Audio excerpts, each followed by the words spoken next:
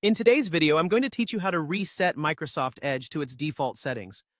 Whether you're troubleshooting an issue or just want a fresh start with your browser, resetting can be a useful method to resolve various problems.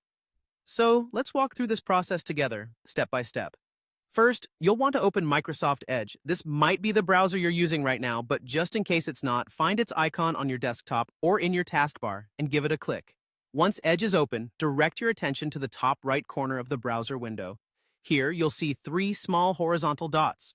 Clicking on these dots will open a drop-down menu that provides you with several options related to customizing your browsing experience. From this menu, you'll need to click on the option labeled Settings. This will take you to a new page dedicated to all the customization options and settings for your Edge browser.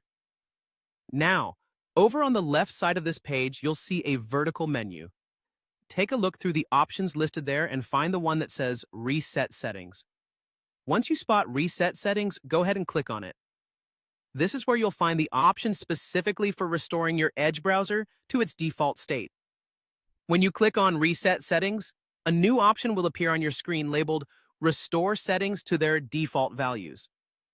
This is the key step in resetting your browser.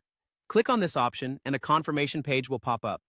This confirmation page is designed to ensure that you really want to proceed with the reset and understand what it entails.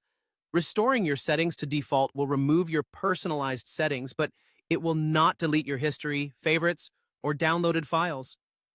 Take a moment to read through the information provided and then, once you're ready, click the Reset button on this confirmation page. And that's it. By clicking Reset, you've successfully restored Microsoft Edge to its default settings. Remember, this process can be very helpful, not just for troubleshooting, but also for getting a clean slate if you're experiencing persistent issues. I hope this guide has helped you through each step clearly and effectively. Thanks for joining me today, and be sure to reach out if you have any other questions about your browser settings or any other tech tips you might need. See you in the next video.